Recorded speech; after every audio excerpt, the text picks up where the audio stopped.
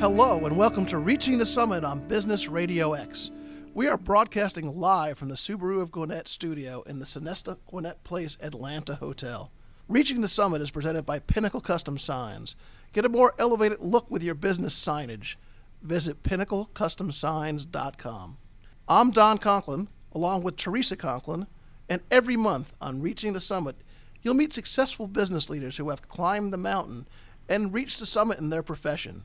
We will talk to them about their journey, the challenges they faced, and the lessons and insights they have learned along the way. Our guests today are Matt Zurn from Zurn Plumbing Services and Precision Pipelining, and Stuart Ward from Buckhead Turfcare. Okay, we're going to start with Matt Zurn. Tell us about your company history and where you see your future. Well, we're a family business that was started in 1985. My mother and father started the company when we moved to Georgia from South Florida. I was in elementary school, and they had always dreamed of having their own business. So when we moved up here, they decided to start their own company. My dad never worked for anybody. My mom never worked for anybody up here either, and moved up here and started the company. And we've been here ever since. They're mostly retired at this point, and my sister and I are the ones that pretty much run the business. I'm more of a field, I would say, manager, estimator, problem solver, customer pleaser, and she does more like the back end bookkeeping and marketing things. Okay. Sounds a lot like the way Don and I break up our responsibilities too. Where do you see the future for your company going? Well, I think we'll continue to grow as time goes on here. We've grown significantly in the last 5 years, as you guys know, because you sign our trucks for us, but we've been adding to the fleet. Our fleet size has almost doubled in the last 5 to 6 years. Wow. And as our head count in the field has.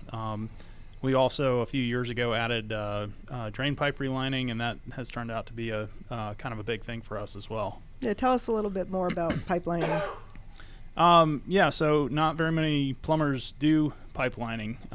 So we are one of the few contractors in Atlanta that do this. If you have an old building or you have a really nice yard, like today we were doing a customer's house that had roots in their line that went out underneath the road. So instead of having the road dug up, we went in, removed all the roots, and we're going to put a structural liner in there so they can't grow back in. Oh, neat. So it'll last another 50 to 100 years. I always tell people it's going to outlast me. So. Oh, well, that's good. Yeah. And you have a separate brand for this pipelining, don't you? We do. We have a separate name on it because we do a lot of it for other plumbing contractors. So a lot of times they don't want Zurn Plumbing showing up out there on their jobs. So it's easier if a specialty contractor, so to speak, shows up. So all of our relining equipment and trucks and all that stuff is branded separately than our Zurn Plumbing stuff. Okay, very cool. How do you go about finding the right people to fill the roles, especially with today with all that's going on in the employment? Yeah, so finding qualified technicians is probably one of the hardest things that we have to do as a business. So we took on many years ago trying to train our own people. So we hire people based off their attitude and their personality and their willingness to learn, and then we teach them, plumbing basically. Mm-hmm. So it takes generally 2 to 3 years before we'll send somebody out on a truck on their own. In the state of Georgia, you have to work in the field for 3 years before you can sit for the journeyman test. Plumbing is a licensed trade in Georgia, so right. When you have plumbing work done, you're supposed to have a licensed plumber. So, so we have training for them that they go through, online training. We do classroom, on the job, obviously, mm-hmm. And then we just kind of teach them the way that we want things done, and then as time progresses and they get more experience, then they're able to start doing certain tasks on their own. So you're basically starting with a blank slate and teaching them to do it the way you want it done. Exactly. I mean, we do hire candidates that have experience as well, but it's a lot harder to find those people there's a lot of competition in terms of the other companies that are out there and their benefits, and not that ours are any worse or anything like that, but to lure people away, it's just very challenging. And then you get into a kind of a employee robbing type thing with your competitors, which is nobody really likes. So we adopted training in-house years ago to get our own technicians. Yeah, it sounds like a better way to go. So what's your favorite parts of doing your job? I think my favorite parts are having, seeing the young people that come to work for us progress, from maybe being a little aimless in their life, or, not really sure where they want to go in their career, to eventually becoming licensed plumbers in the state and growing in their career that way. And they make more money, and they buy homes and have families and things like that. And I think that's probably one of the coolest things about what we do. Interestingly enough, you found us about 7 years ago? Yeah, something like that. And we're not close. We're about 35 miles away from each other? Yeah. So I don't know, there was referral there, but isn't there a crazy connection that I believe that in high school that did your sister go to, what high school did you go to? I went to Dunwoody. And so I think there were some of Teresa's relatives in some of the classes that you and your sister may have gone to, because Teresa's the oldest of 7, so there was D. Benedetto's in Dunwoody High School from 76 to 89. Yeah, to 89. So I'm sure there's some connection. Probably a little bit of crossover there, yeah. So interestingly enough, from that high school connection, we come to Stu Ward over here from Buckhead Turfcare, and we didn't go to high school together, but we met at high school. We did meet at high school. So how did we meet? You want to talk about that? Well, our kids were going to the same high school at the time, St. Pius, and we probably got most closely connected through the wrestling program. I know your boys were wrestlers, and my son was a big wrestler, and we spent a lot of time together. Yeah, a lot of Saturdays. In the gyms. Very long days. I was actually talking about that with my wife, Stephanie, the other day. We were driving past, I forgot what high school, Jefferson, which had a very good wrestling program, as you might recall. And we remembered a very, very long Saturday spent there, because typically your rounds were towards the end of the day. It always seemed to be that way. And it was just exhausting, sitting in the bleachers. It was. I always remember someone telling me what an airline pilot told them what their job was. It's hours of boredom punctuated by a few minutes of sheer terror, and that's kind of what being a wrestling parent is, waiting for your son's match to come up. That is, but they were great days. I wouldn't trade them for anything, though. And they really were. So, Stuart, tell us about Buckhead Turfcare. When did you start it and everything like that? Yeah, Why'd you start it? A little bit of a different track. I actually fell into it. It was never anything that I really had planned. I was an engineer by degree. I worked in the corporate world for a fair number of years. I can't say I ever really loved it. I didn't like the travel. I do like to travel on vacation, but not in the business world, really. And sitting in an office all day, I remember just sitting and looking out the window and just not wanting to be there. And I think my whole life I just was trying to force a certain career path that really wasn't one that I was really happy. I did well, but I just wasn't really happy doing it. So I always took pride in my own landscaping, and I really just kind of fell into this, really. I had a neighbor ask me if I wouldn't mind working on their property on Saturdays, and I thought, why not? I'll go next door, And then one thing led to another, and in the early days, it's all about referrals, and someone was on an HOA, and they wanted a company, and so for a few years, I was doing both, and it was kind of crazy because I'd be sitting in an office, coat and tie, looking at my watch, looking at the weather report, knowing that I had to get out of there because I had to go, manage 4 or 5 properties before it got dark that night. Mm-hmm. And so this continued for a while when I began to think that, hey, maybe I can really make a go at this and, be my own boss and have my own company. So it was a calculated risk. I quit the job and went negative for a couple of years and did my best to try to grow it to where we are today. So, and that was about 27 years ago.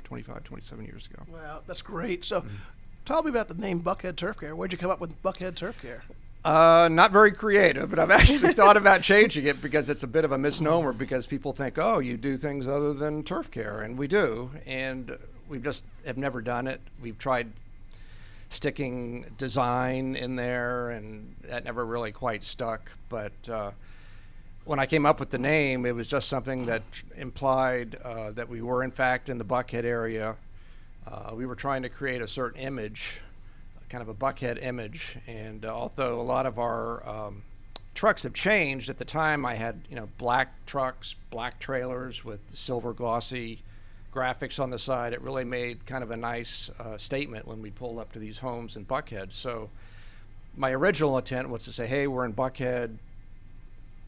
We really know how to treat our customers with significant properties and do it right. So that has hurt us a few times in the past because people will call from a place that's not Buckhead and are surprised that we might go outside that area. And we will now for the right type opportunity, but we have tried to kind of bring it in closer to home base over the past few years. Got you. If you want to talk about some rebranding, I know Matt and Zurn Plumbing, they didn't change their name, but they did some rebranding, about 3 years ago? I think it's been closer to 5. Wow. Yeah, it's been a while. Years. Yeah. It's been a long time. We hired a marketing company that we kind of changed the look on the side of the trucks, and we redid our website. You name it, brochures, the whole thing. We'd like to do that. We did change some of our graphics a few years ago.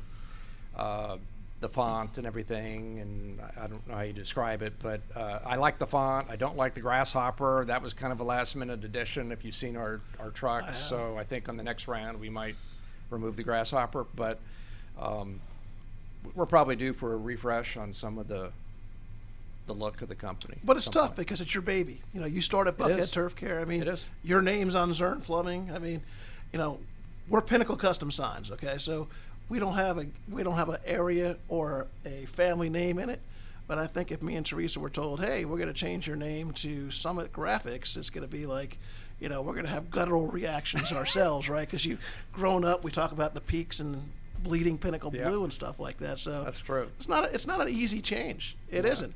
And I know your changes weren't dramatic, but they were a change, and the look really changed. Prior to hiring the marketing company, we actually changed the logo itself and hired a graphic artist. And when he came up with what we currently have with the swooshes underneath the Zurn and the lettering that he used, he modified it a little bit and said that he was trying to kind of accentuate the German machinist idea. So, the perfection of a German machinist or something like that. Zurn is German, so that was his description of it. And he gave us a bunch of renderings, and this was the one that we settled on. Too funny. When you go into a restaurant or something like that, and you go to a public bathroom, Zurn Plumbing, it's not Zurn Plumbing, it's Zurn. They're a huge supplier of fixtures in commercial bathrooms, and so it's not him. It's another Zurn, and I think about that all the time. Yeah, I just tag on to that. Yeah, hey, go for it. More branding, right? So Stuart, tell us, what's your greatest challenge to the growth of your company? We've gone through a number of challenges. I think probably most of the ones that we have are very common to small business owners. The first challenge for me was transitioning out of the owner-operator role, because you can make sure you can confirm that properties look the way you want them to look when you're the one there every week. Mm-hmm.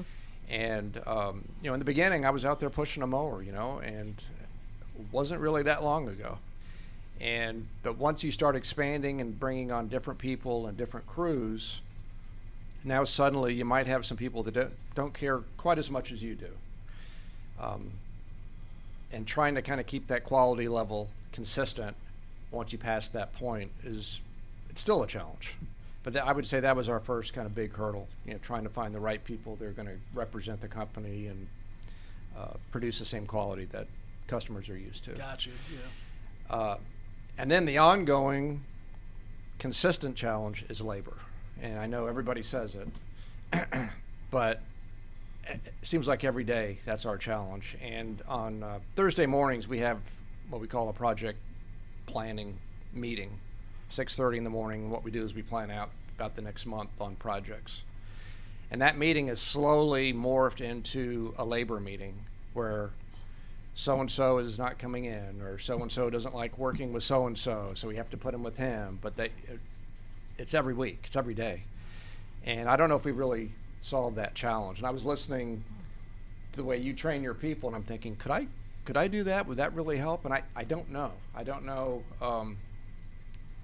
Licensed plumbers, I think, is a little bit more of a refined trade than what we do.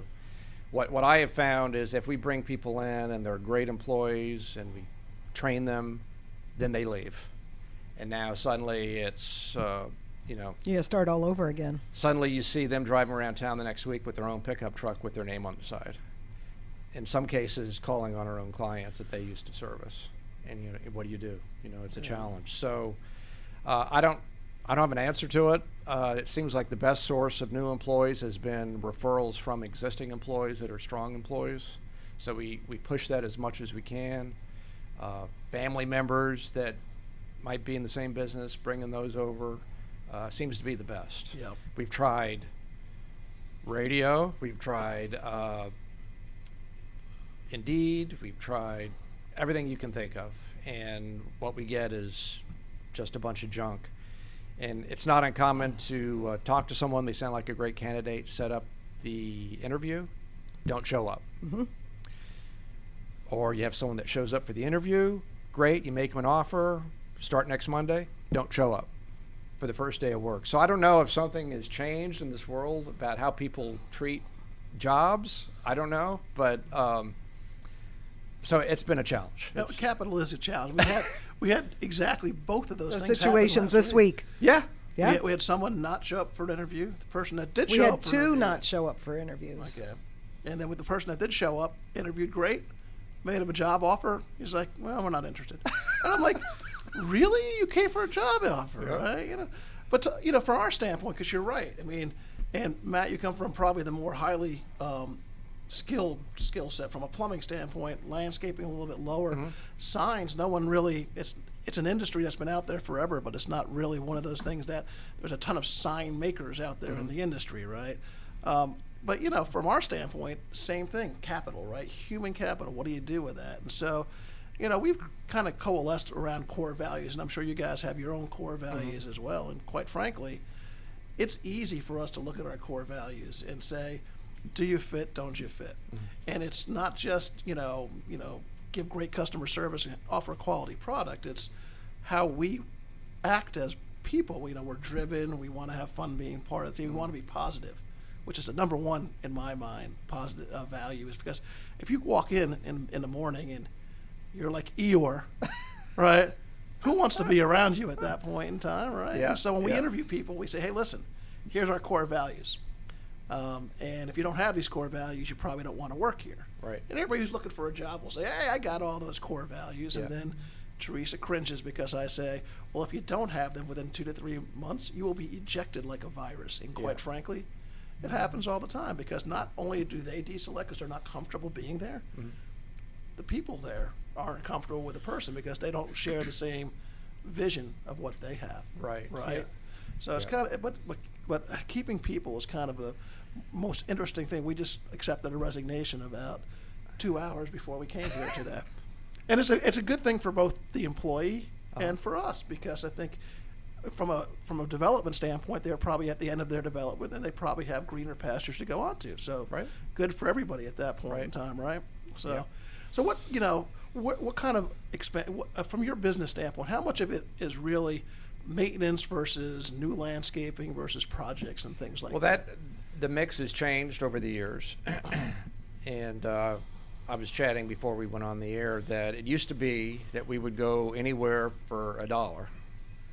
I think everybody does that, right? I think we all that's do all that. new entrepreneurs. I mean, I remember when I was driving a truck, literally, we had a property, we're based down in Chamblee, but we had a property way north on 985. And I think we were making $35 a visit. And we would drive all the way up there for $35. And we get up there, and if it start raining, so it's like, well, we can't finish. We got to come back. So now we can drive all the way back. Or it was just insane. I look back at it. So we've tried to get a lot smarter about where we go and the types of clients that we're looking for. But I would say that our current mix on maintenance versus project, we're probably 65% maintenance. It's kind of a boring part of the business, but it's great for cash flow. It's kind of the annuity that pays every month year round. That's what pays the bills. Gotcha. The projects are the balance of that tend to be higher margin type things. Those are the ones that give you a nice spike in cash flow and profit throughout the year. So that's kind of our general mix. And then residential versus commercial. So that has also changed over the years. It used to be, and it depends on how you define commercial, but I'm calling HOA. I'm calling an HOA commercial. Yeah. But it used to be we were almost 100% residential. And then we began getting more HOAs, and the mix has changed. And now I'd say on a dollar basis, we're probably 50-50, maybe 60-40 on that. The other thing that's driving that is that it's impossible for us to compete with the owner-operators. So I talked about the guys that may have worked for us. Now they've decided to go out on their own, and they're driving a truck and a trailer. We cannot compete with that anymore because they're not paying the same overhead that we're paying. Right. They're not paying workman's comp and all the insurance, and they just don't have the expenses. So we cannot compete with them anymore. So that has really forced us to go after the type of clients that require that. The $3 million umbrella policy, the things that these guys can't have. So that has forced us into that market. So it's been better for us, but again, it's also riskier because when you have a large account, if you lose a large account, that hurts a lot more than losing a small account. And it's also harder to build relationships in the big accounts. HOAs are particularly notorious because you get a new board and they're ready to change the world. We're going to rebid everything. And you've lost all your relationships. And it happens. Yeah. Not a lot, but it's not unusual for us to have to start over. And we have the same situation with, entrance signs and things like that for HOAs and management companies of HOAs and all that other happy stuff, right? Yep. So where do you guys see yourself 10 years from now, 2030? What continent? You mean if I'm still alive? No, what continent will you be visiting? I don't really have a clear, I'm embarrassed to say I don't have a real clear vision of where we're going to be in 10 years. I will say it's a very scalable business. It's a business where we laugh about a pickup truck and a trailer. That's where I started. But as you grow, you get a bigger truck. Now you have 2 trucks, and you can just add trucks and crews just like, Matt, you can. As your business grows, it's very easy to add different additional crews. You can add different business lines like you talked about. We're looking right now at adding an irrigation service line, which would be kind of a no-brainer because we subcontract out most of our irrigation now. Huge margins on irrigation. And we already have a client base that needs irrigation. So why are we giving it away? Plus, we have other contacts, other landscapers that we know that have the same challenges on irrigation that they could also give us the business. We can't even get irrigation subcontractors to show up to service our clients. And like plumbing, in many cases, it's an emergency. If you've got a geyser blowing in the front yard or something, it can't be, well, we'll be out there in 3 weeks. Right, Matt? Right, exactly. So we would love to be in charge of steering that ship ourselves by having, an irrigation line. So we're kind of in the planning phase of that, hopefully in the next 2 or 3 months. But again, it's going to be, where do we find the person that's going to be your lead? And we've kind of decided we need to find a strong number 2 person. So someone who's on a 2-man irrigation crew now that could be a number 1, who wants to be a number 1. We'd love to find that ideal candidate and bring them in. Gotcha. And help them grow Gotcha. into a lead. So, but going back to your question, where do I see myself? I see and this has changed. We talked about this the other day on the phone. I had visions of selling the company. Everyone asked, are you going to sell the company? We did have the company valued, but I don't know if I really want to sell the company.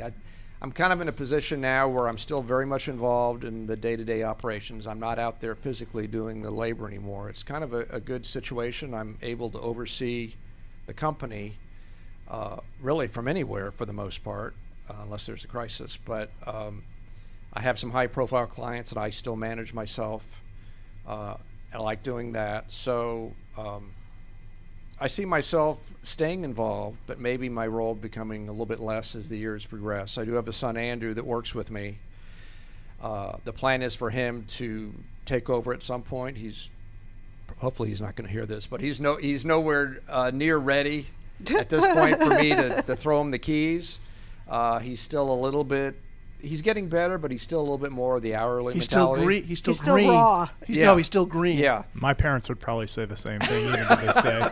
No, I don't believe that for a minute, Matt. I mean, at least for me, I think about the business all the time.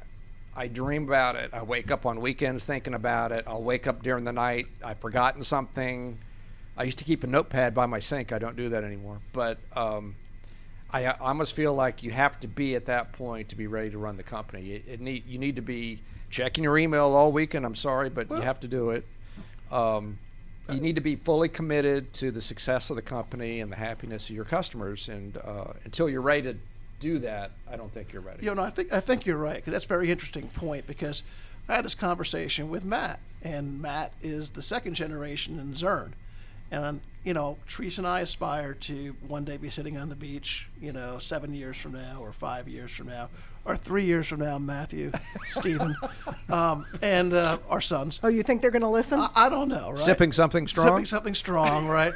But, so I said, Matt, your dad's still involved in the business. What does he do? And so, Matt, what'd you tell me your dad typically does? I mean, he rolls in a couple of times a week now. And, like he was there this morning. They were going to the beach today. And he, I don't know, he just showed up to check on things, But we don't give him a whole lot to do. And so he comes in, makes him feel all right about things. And then he heads on and he's like, okay, they got this, Yeah. Actually, that's where I want to be. Coronavirus kind of changed things a little bit, though, because when all that stuff started happening, we were like, you're not going to come in here. You're not going to be around us. You're not going to go be around people. Like, you just need to hang out, go to the lake, whatever, but don't, we don't need you running around town and getting sick. And so that kind of forced his hand a little bit. I mean, he was already a little bit part-time, but that made him a lot more part-time. And then I think he decided he kind of liked being a lot more part-time. So we're like, yeah, okay, great, So we had a version of this discussion earlier, Don and I. But so Matt, could he be gone for 3 months? Oh yeah, completely. And the business would be fine? Yeah, absolutely. That's kind of the litmus test for me. I was asking Don before we got on the air, could you go away for a month, turn your phone off, and feel comfortable that the business is going to be fine? I don't know if you gave me 100% on that. No, I said yes. Teresa said maybe. Well, he can't turn it off. Because I'd like to check on it. That's the point. That's right. So one thing I was going to add when you were talking about your son is that an agreement that I had with my parents was when I finished college, I was not allowed to come and work in the company full time straight out of college. Huh. I don't know how old your son is, but I was required to go work for someone else. Non-specific, but years. Right. And before I came back into the company. Your parents were very, very wise in that way. I Because think Don that's and good. I have said that a lot. Yeah. That one of the things we wish we had done was had the boys go work somewhere else before they came to work for us. Right. Because it's always been, I'm working for mom and dad. I can get away with it. So they've got a good deal. We've talked about that. They do. And my son Andrew, he's got a good deal, but he works hard. Mm-hmm. And so I don't feel that we're giving him any, doing him any favors other than, giving him a well-paying job. But he does work well and hard. So The family dynamic is interesting because, as Teresa and I say, is the goal is for us to be kind of absentee bosses, and keep our finger on the pulse, but have them take care of it and things like that. And so, but then they aggravate us, and we go call a business broker to find out how much our company's worth at that point in time, right?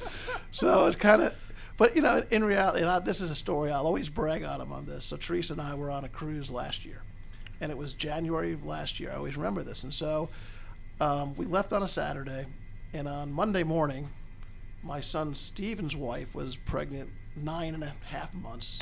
She was past the due date. So we called up Monday morning to see if she went into labor, right? Mm-hmm.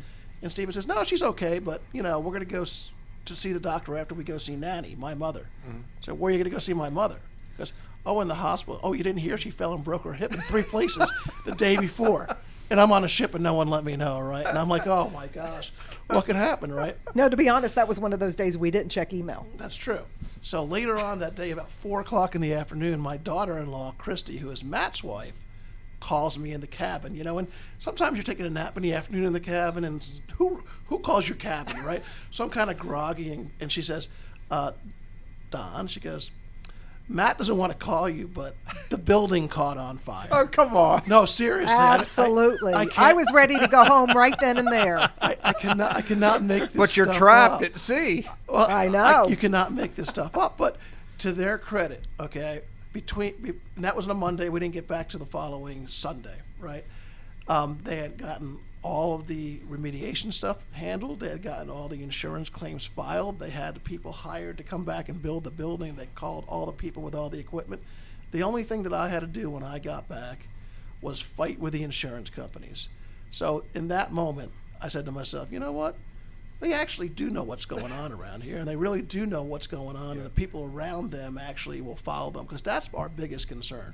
We have 18 people now, and it's not whether they know what they're doing and what they can be doing. And Stephen manages a $500,000 account, so he knows what he's doing. The question comes down to is, can he himself, or can the people around them respect those two enough to follow them? Well, here's the question, though, is having myself or you, Teresa, being around, is that keeping other people from growing into what they could be? Because you're always there. They can come to you and ask a question, or they know that you'll handle something. But maybe when you're not there, they can do it. They do. But they're less apt to do it because you are there. No, I don't give anybody else answers. But seriously, I don't. I said, did you talk to Matt? Did you talk to Steve? That's good. That's good. It took you a while to get to that point. Yeah. So Matt, growth in your business, right? It seems to be. I keep doing trucks for you, so it seems to be really going significant. Where do you see yourself 5-10 years down the road? Well, I would say that we have a 17 truck fleet at this point.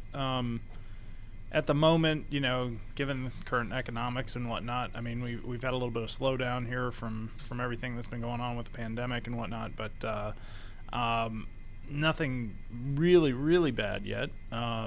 So I would venture to say we're probably not going to see any growth this year, maybe a little shrinkage, and then 5 years from now we could be up to 22 to 25 trucks possibly. Part of it also is how far do we want to go. We keep our service area tight. We don't go everywhere.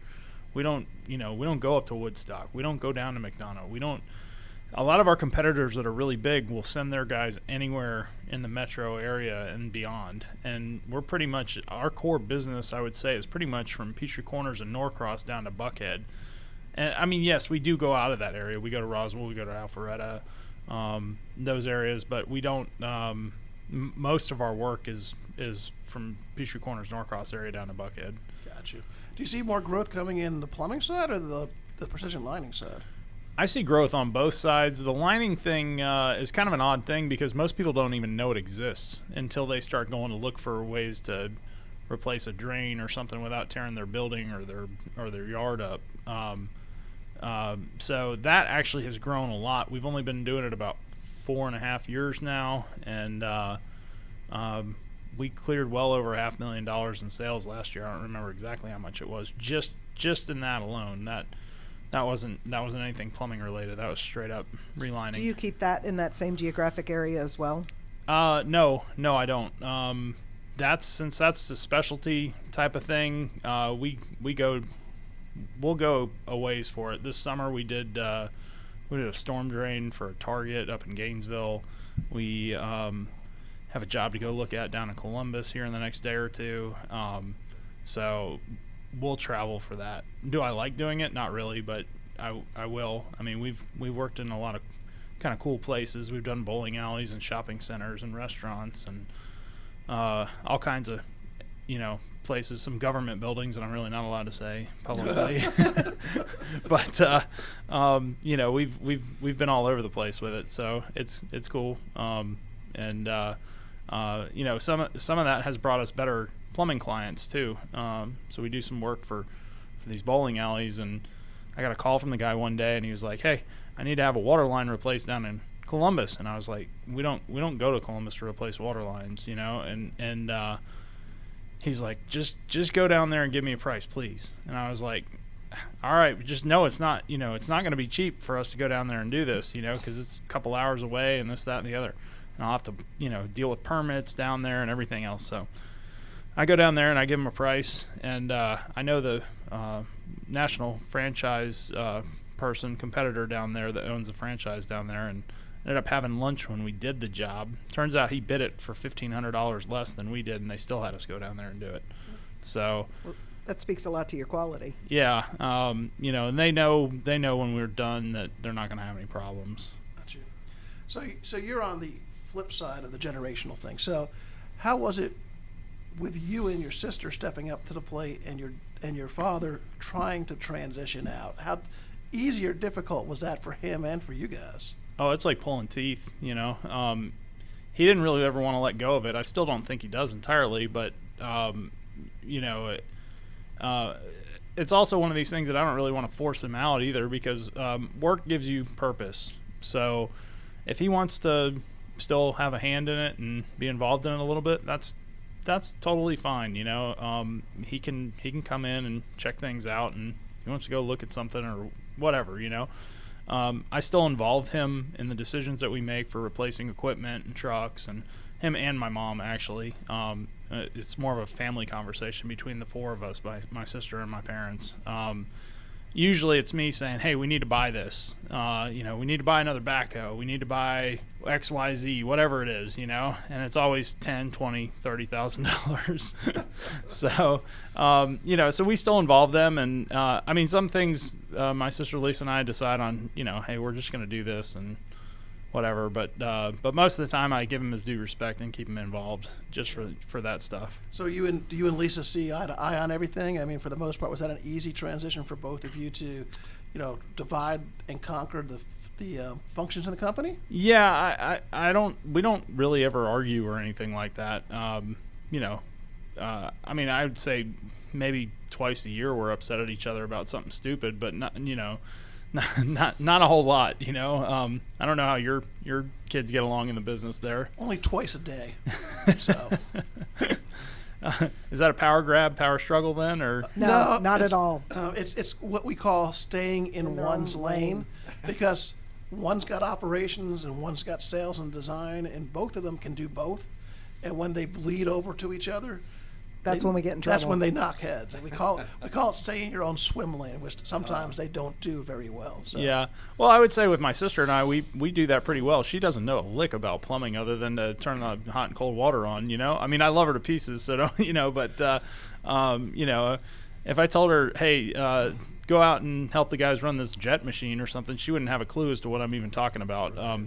She gets the concepts, but you know what I mean. It's and then for the bookkeeping side, she obviously takes ownership of that stuff, and I don't have the time, so she does that. She deals with our marketing company. If there's decisions that we got to make business related, like we're changing our dispatching software, we're in the process of that. It's been kind of a nightmare, but we're getting ready to go live on the new stuff, which will be a good thing, but it's going to be painful. It's been painful thus far. So. Oh, I get that. So recently this year, 2020 has been an interesting year for all of us. This little thing called, I think it's called pandemic or coronavirus. Yeah. So tell me, all three of our businesses have been deemed essential businesses since the outset, right? So in reality, there's been no shelter-in-place order for us as companies. But how did it affect your company from a revenue standpoint, Stuart? And maybe did you have employees who just were scared to show up or just didn't want to come to work because of it? Or we really had very little impact from it. Business-wise, believe it or not, we're probably up 20% over last year.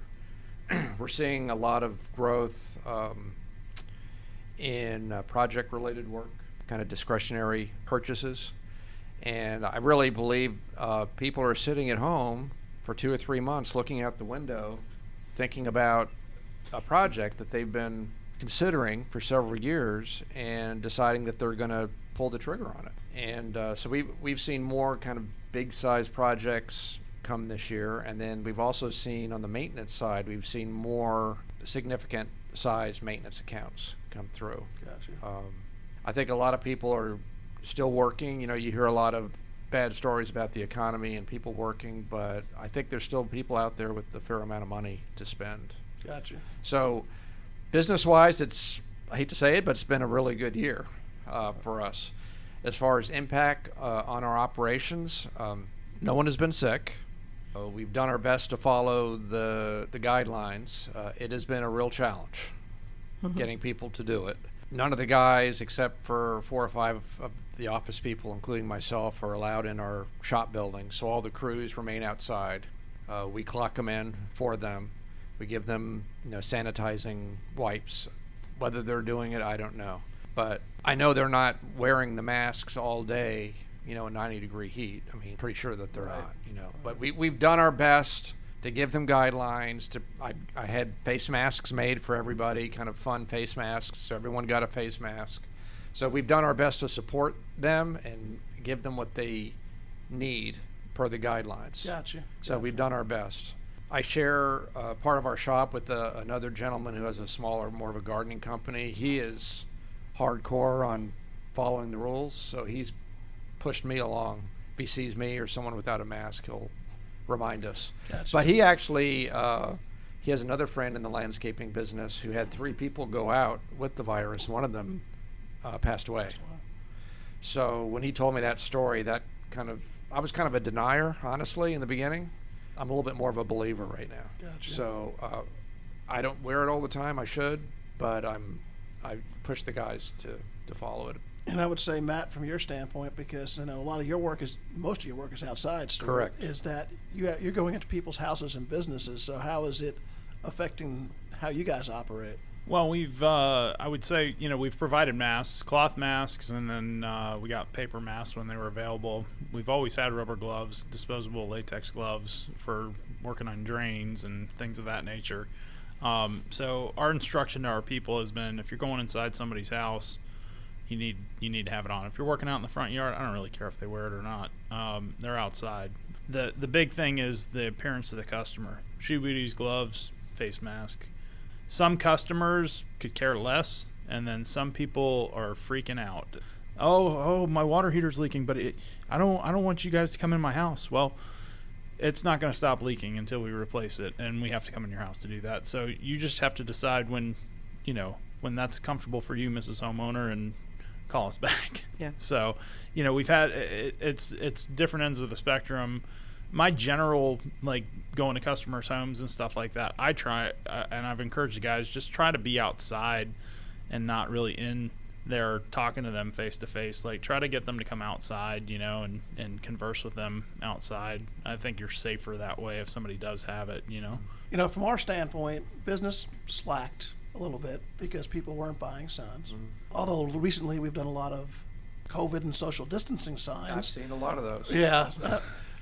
Actually, we sent 8 people down to Georgia State yesterday to put social distancing signs and warnings on every elevator at Georgia State. If you know anything about Georgia State, yeah, I believe it. It's a really big campus. You need to get into plexiglass too. I heard something well, about. Well, the funny thing is we found as time went on, that material got harder and harder to get because a lot of other sign companies and a lot of other companies that were our suppliers were also producing those to sell to people. I think that's a great idea. So. Yeah. Well, that's short term, though. I really do think it's short. I mean, from our standpoint, sticking to our knitting, sticking with our big customers, and as you said, there's some projects that are getting done that weren't getting done previously because people were too busy to get them done. We have a lot of commercial property managers that manage big buildings, and they didn't want to shut their lobby down for 3 months so that they can renovate it. Guess what?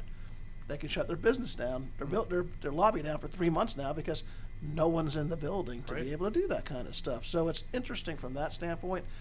The other thing that hurts us is we're a national company, and we do a lot of business in the New York, New Jersey, Connecticut area, and California. So obviously we can't get anything taken care of in those territories until they open up for business as well. Right. So it's kind of an interesting dichotomy for us. We've been open the whole time. We've actually hired people during this. We've actually bought more equipment for this. We truly believe when we come out on the end of this, like you said, Stuart, you said people have money to spend. I think people have money to spend. They just want to get through this and understand the economy is going to come back to where it needs to be from that standpoint. Yeah, I think there's just a pent-up demand. I was thinking the other day of all the things that we would normally spend money on, us personally, going to the movies or going out to dinner. If you can't do that, that money's just kind of sitting, theoretically, somewhere. And you got to believe everyone's in the same vacations, everything that's been put on hold.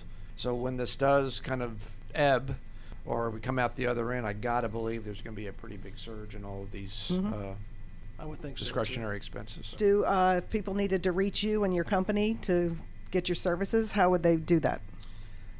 You want me to provide a phone number? Phone number, website, and all that fun stuff. Call me personally, 404-345-0309. That's my mobile number. Feel free to call me directly.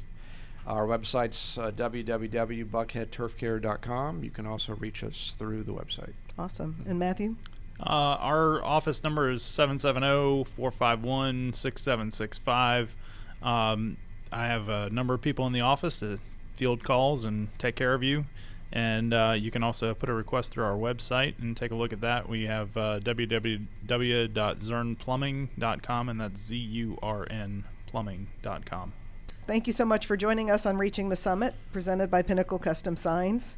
Get a more prominent look with your business signage. To see how we can help your business reach the summit, visit us on our website at pinnaclecustomsigns.com or on any of our social media channels. Remember that you can enjoy any of our episodes at any time by visiting businessradiox.com, selecting Gwinnett Studio, and then clicking on Reaching the Summit. You can also find us on Apple iTunes, iHeartRadio, Spotify, Stitcher, TuneIn, Google Podcasts, or your favorite podcast app. Until next time, for Pinnacle Custom Signs, I'm Teresa Conklin with Don Conklin. You've been listening to Reaching the Summit on Business Radio X. Hope you have a great day.